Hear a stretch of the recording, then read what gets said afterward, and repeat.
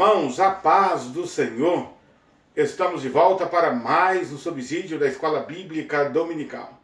E nesse nós vamos falar sobre a degeneração da liderança sacerdotal. É a lição de número 4, de 27 de outubro de 2019.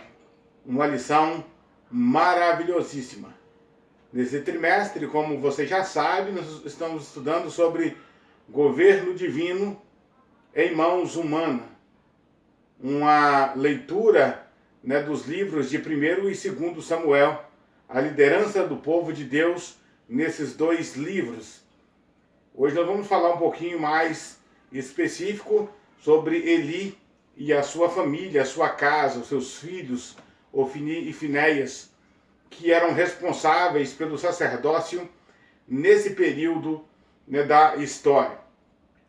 Antes de qualquer coisa, eu gostaria de pedir a você para deixar aí o seu like, o seu joinha, e também comentar aí nos nossos vídeos. Deixe um comentário aí na barra de comentário do nosso vídeo e compartilhe com seus amigos, professores da Escola Bíblica Dominical, superintendentes, alunos, enfim, vai compartilhando aí com seus amigos nas suas redes sociais para que esse conteúdo possa chegar mais longe e abençoar outras pessoas para a glória do nome do Senhor nosso Deus. Muito obrigado a você que já se inscreveu no nosso canal. E você que não se inscreveu ainda, se inscreva. Ao se inscrever, ative o sininho, para que você possa receber as notificações de tudo que postarmos aqui para a glória do nome do Senhor nosso Deus. Por suas considerações, o nosso texto áudio está em 1 Samuel, capítulo 2, versículo 23, que diz: E disse-lhe, por que fazeis tais coisas? Porque ouço de todo esse povo os vossos malefícios. A nossa verdade prática diz: evitemos o pecado a todo custo, pois a sua prática leva-nos ao mais baixo nível espiritual e moral. A nossa leitura bíblica em classe está no livro de 1 Samuel, capítulo 2, versículos 22 a 25, e o capítulo 3, versículos do 10 ao 14. Nós não vamos ler para ganharmos tempo no nosso subsídio, mas eu quero encorajar você a fazer essa leitura na sua revista, na sua Bíblia, leia todo esse texto de 1 Samuel capítulo 2 e também o capítulo 3. Aliás, como já tenho desafiado a você, quero continuar desafiando a fazer toda a leitura dos livros de Samuel, tanto o primeiro quanto o segundo livro de Samuel, para que você possa ter uma visão geral de tudo aquilo que o Senhor fez ao longo desse período da vida desses denodados servos do Senhor. Nessa lição de hoje aqui na nossa introdução, o nosso tema é a degeneração da liderança sacerdotal da casa de Eli. Portanto, como nós já falamos, o nosso ponto de contato hoje é a casa de Eli, o ministério sacerdotal de Eli. Eli foi tanto sacerdote em Israel, como juiz de Israel. Julgou Israel durante um bom período da sua vida. Se não me faz memória, 20 anos de governo. Nesse período de governo de Eli, governo da judicatura, na verdade, ele foi um dos últimos juízes de Israel, e nesse período exerceu também o ministério sacerdotal. Nosso primeiro ponto aqui, a degeneração dos filhos de Eli, quando não valorizamos o que Deus nos deu. Segundo o relato bíblico, Eli era avançado em idade, tinha 98 anos. Seus dois filhos, Ofni e Finéias, ministravam perante o Senhor. Isso significa que Eli não era apenas um sacerdote, ele era sumo sacerdote, já que os seus filhos ministravam perante o Senhor nosso Deus. O ofício do sacerdócio pertencia então a casa de Eli, né? Dali do seu tronco sacerdotal, é que saía as diretrizes do ministério, né, para aquele tempo. Não há menção, né, de pecados de Eli, né, de que ele tenha cometido corrupção, imoralidade. Não há menção na Bíblia disso. O que há menção é da sua falta de correção, né, de não corrigir os seus filhos. Não tinha autoridade sobre eles. O chamado passar a mão na cabeça dos filhos. Né, saber que os filhos estavam errados, saber que os filhos estavam fazendo aquilo que não agradava a Deus. Ele ouvia as pessoas falar dos seus filhos, mas ele passava a mão na cabeça dos filhos. Deixava que os filhos fizessem o que quisessem fazer. Esse foi o seu grande erro.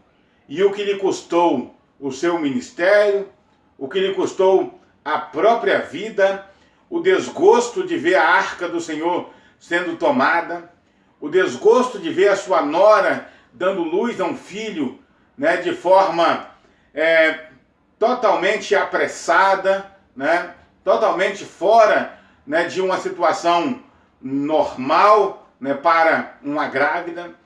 Tudo isso por causa dos pecados de Eli, por não valorizar aquilo que Deus havia lhe dado. O pecado de Eli foi o pecado de omissão e de complacência. Pecado de omissão é quando nós omitimos de fazer aquilo que nós sabemos que devemos fazer. Nós sabemos o caminho a que devemos tomar, mas preferimos um outro caminho. Sabemos o que devemos fazer, mas preferimos não agir, né? Cruzar os braços e nada fazer e nada realizar. E o pecado da complacência é ver o outro fazendo errado e não corrigi-lo, não tomar as rédeas, né? Não tomar a posição, né? Por assim dizer. Nosso segundo item aqui, fazendo uma troca, né? Os filhos de Eli trocaram o Senhor por uma vida devassa, ou pelos prazeres da vida. Os filhos de Eli tinham tudo para serem bem-sucedidos na vida. Eles tinham tudo para fazer a obra de Deus. Eles conheciam o Deus de Israel. Eles conheciam a lei de Deus. Mas eles preferiram trocar o ministério, o santo ministério, por uma vida de orgia, por uma vida de prazeres, né, por uma vida totalmente profana, que não agradou em nada o Senhor nosso Deus. Aqui o nosso comentador vai dizer: não barganhe a posição que o Pai lhe concedeu. Valorize o seu ministério, glorificando o Altíssimo e cumprindo a sua vontade. Os que são chamados para o santo ministério hoje devem valorizar o seu ministério. Meu irmão, o seu ministério, o nosso ministério, vale mais do que política. O nosso ministério vale mais do que cuidar de terras, cuidar de negócios particulares. O nosso ministério vale mais do que abrirmos mão para fazermos coisas estranhas ao ministério que o Senhor nos tem chamado. Portanto, se Deus chamou você para o santo ministério, valorize esse chamado, né? Valorize esse privilégio de ganhar almas para o Senhor, de instruir o povo de Deus, de trabalhar na obra de Deus, por mais cansativo que seja, por mais penoso que seja, algumas vezes, nós precisamos valorizar o santo ministério. Terceiro item aqui do primeiro ponto: as consequências de quem peca contra Deus, né? Quando o homem comete um crime contra outro homem aqui na terra, aos tribunais humanos, né, para julgá-los, né? Ao o juiz, o promotor, ao júri popular, né, que julga as pessoas, condenam ou absolve, né? Quando as pessoas pecam no âmbito humano, né, contra pessoas, aos tribunais que podem julgar. Mas pecando o homem contra Deus, né, quem o livrará? Né, quem o justificará se ele pecar contra Deus? Os pecados de Eli, né, eles não poderiam ser julgados em tribunais humanos, porque eles foram feitos ou praticados, né, diretamente contra o Senhor nosso Deus. E ainda mais, de forma consciente e deliberada. Essa é a chamada apostasia, o pecado praticado de forma consciente e de forma deliberada. Nós devemos ser conscientes de que Deus não tolera o pecado, principalmente dos que ensinam e estão em posição de liderança. Nós devemos ter essa consciência de que Deus, ele não tolera o pecado, principalmente aqueles que são líderes. Um dia eles terão que passar, né, para prestar contas diante do Senhor. Aí talvez você pense, um dia quando chegar lá no trono branco, quando chegar lá no tribunal de Cristo. Não. Muitos dos obreiros do Senhor que foram chamados e não levaram, e não estão levando o ministério a sério, já estão sendo destituídos do seu pastorado, né, do seu ministério, aqui mesmo, sendo envergonhado diante das pessoas, diante da sociedade. Quantos obreiros do Senhor que por não levarem o seu ministério a sério, né, foram punidos severamente por Deus, passando vergonha, né, terrível aqui mesmo. Porque Deus não tolera, meu amado irmão e minha amada irmã. Você e eu, que fomos chamados pelo Senhor, precisamos ter a consciência de que Deus, ele não tolera o pecado. Principalmente daqueles que estão em posição, né, de liderança. No nosso segundo ponto aqui, a sentença do juízo da casa de Deus. Nosso primeiro item vai falar sobre a experiência profética de Samuel. Nós vimos que anteriormente Deus já havia falado, né, à casa de Eli, por intermédio de um profeta desconhecido. Profeta esse que veio com uma mensagem totalmente pesada. Uma mensagem, né, que causou um espanto tremendo, né, em Eli, que a essa ocasião já estava totalmente desviado dos propósitos do Senhor nosso Deus. Agora, né, depois de um tempo, ele usa o profeta Samuel, ainda menino. A experiência de Samuel, né, como profeta, mostra que Deus não faz acepção de pessoas. Ele usa pessoas com qualquer idade, com qualquer sexo, né, com qualquer cor. Deus não faz acepção de pessoas. Ele usa crianças, jovens, né, homens, mulheres. Ele usa quem quer que seja, desde que essa pessoa esteja à disposição para cumprir a sua vontade. No segundo item aí, nós temos a sentença pronunciada. Ele receberam uma sentença por meio de um profeta desconhecido, né? Deus iria punir os seus filhos. Prontamente Eli aceitou a sentença que vinha da parte de Deus. Agora era a vez do menino Samuel. Ele não poderia mudar a mensagem. Eli nada podia fazer, porque o juízo já estava pronunciado. A sentença já estava lavrada. E a mensagem de Samuel, o jovem Samuel, vem na mesma direção do que falou o profeta desconhecido. Qual era a sentença, a grande sentença, né, do pecado, né, de Eli?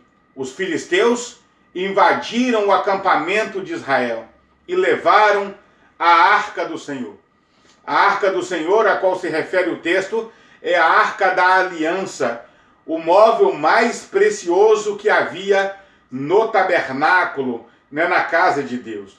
Era o lugar onde, ou era o móvel que representava a glória de Deus, né, para Israel. Todas as vezes que o povo de Deus saía, né, conduzindo a arca da aliança, a vitória era certa, porque aquela arca, ela representava a glória de Deus. Mas ela representaria a glória de Deus se o povo de Deus estivesse vivendo de acordo com a vontade de Deus. O povo de Deus precisava estar cumprindo os requisitos espirituais para que Deus, então, né, através daquele objeto, né, anulasse qualquer tentativa de invasão ao arraial do povo de Deus. Eles pensam que a arca vai inibir a entrada dos filisteus e ocorre totalmente o contrário. Os filisteus invadem, né, o território de Israel e levam a arca do Senhor. Quando Eli ficou sabendo disso, ele que já estava velho, não podia enxergar mais direito, os seus olhos estavam pesados, né? Agora também, né, um homem obeso, um homem gordo, ele cai da cadeira e quebra o pescoço. Morre na hora, quando tem a notícia de que a arca do Senhor havia sido levada. Não só a arca do Senhor havia sido levada, mas os seus filhos, Ofni e Finéia, também morreram na guerra. Essa notícia entristeceu muito o coração de Eli. Muito mais por causa da arca do que por causa dos seus filhos. Né? Seja como for, ele cai da cadeira, quebra o pescoço e morre imediatamente.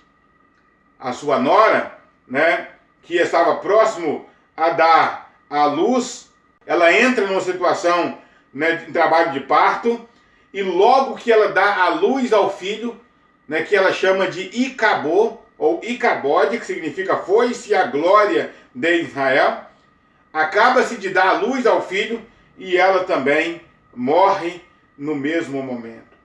Né? Quanta tragédia, né? Quanta desgraça na vida de uma única família. Essa era a sentença divina, né, para a casa, né, de Eli. Ainda, né, no terceiro item, nós vamos falar sobre a desgraça da família de Eli. A desgraça sobre a casa de Eli veio como uma grande avalanche. Ofni e Finéias, bem como sua nora, morreram. Além disso, 85 sacerdotes pereceram. E no reinado de Salomão, Abiatar, um sacerdote da linha de Eli, foi expulso e a partir daí a casa de Eli passou a ser preterida. Esses 85 sacerdotes que foram mortos mais tarde, quando Saul mandou matar os sacerdotes de Nob, né? Aimeleque, o sumo sacerdote, e mais, né, os restantes, né, dos sacerdotes, né? Restando apenas esse jovem Abiatar que acompanhou Davi, né, durante as suas, né, peregrinações, né, quando estava fugindo, né, de Saul, mas depois também tomou um caminho totalmente diferente e no reino de Salomão ele foi também expulso e deu-se lugar então à liderança de Zadok. As predições do profeta desconhecido e do profeta Samuel cumpriram totalmente, ainda que tenha passado 130 anos. Aqui nós aprendemos que não importa quanto tempo se passa, mas a promessa de Deus, ela se cumpre nas nossas vidas. Se Deus fez um chamado para você, né, se Deus tem um ministério para você, não importa quanto tempo vai passar, Ele vai cumprir esse chamado.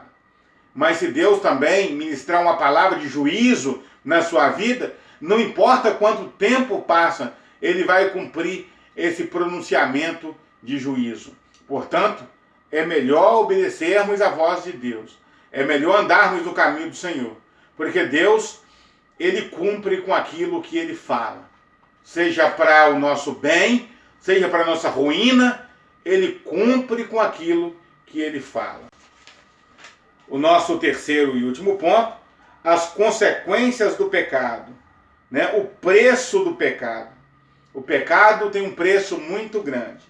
Nós vemos aqui que por causa do pecado, Adão foi expulso do paraíso, né? Acã e a sua família perderam a vida quando Acã roubou uma cunha de ouro e uma capa babilônica.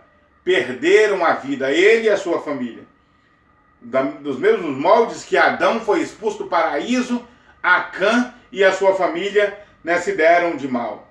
Ananias e Safira também foram mortos por mentir ao Espírito Santo, né? As consequências do pecado, elas são trágicas, são horríveis, as consequências, né, do pecado. Ele tinha conhecimento dos pecados dos seus filhos, né? Tudo que os seus filhos faziam, ele sabia, mas entrava num ouvido, saía no outro. As pessoas falavam, Eli, os seus filhos estão pecando. Ele fazia de conta que não tinha ouvido aquilo, né? Hoje, muitos pastores e líderes estão sendo punidos severamente por Deus, nos mesmos moldes, né, de Eli, exatamente por não governarem as suas casas, não governar, né, a sua casa, não governar o trabalho de Deus, né? Sabe que um membro ou outro está fazendo algo que é totalmente fora da vontade de Deus, mas faz de conta que não ouviu, faz de conta que não sabe, né? Ele tinha exatamente essa consciência, mas a sua covardia era visível, né? Por causa de sua omissão e sua irreverência, seus filhos, né, sua família foi tirada do sacerdócio. É bom lembrar que Eli não era somente pai, mas principalmente sacerdote. Por isso cabia-lhes a responsabilidade paternal e judicial. Ele, além de cuidar dos filhos, né, como pai, ele tinha que cuidar deles também como juiz, porque ele era juiz de Israel, não apenas da sua família, mas juiz, né, de Israel. Nosso segundo item do terceiro ponto, os males da falta da repreensão. Provérbios 15:10 diz que aquele que aborrece a repreensão morrerá, né? A palavra repreensão quer dizer correção, censura, punição, castigo. Nesse sentido, o próprio Deus nos aplica a punição quando nós erramos. E quando nós erramos, nós precisamos de aceitar a correção divina, buscar a correção divina e aceitar ser corrigido por Deus. Deus havia já corrigido Eli, falado com a casa de Eli, né? Se Eli tivesse mudado, arrependido, quando o profeta desconhecido falou com ele, tal desgraça não teria ocorrido na vida e na família de Eli. Mas ele não aceitou a repreensão. O que mostra o texto sagrado é que Eli não aceitou a repreensão do Senhor nosso Deus, né? O nosso último item aí, pecados voluntários e deliberados não tem perdão. O apóstolo João descreve que há pecados que são para a morte e orienta que por essas pessoas não devemos nem orar. Por pessoas que pecaram pecado de morte, nós não devemos nem orar. Como nós sabemos que a pessoa pecou o pecado de morte? O pecado da blasfêmia contra o Espírito Santo. Blasfemou contra o Espírito Santo. Simplesmente nós não sabemos, né? Simplesmente nós não sabemos quando a pessoa pecou pecado de morte. Pecado da blasfêmia contra o Espírito Santo.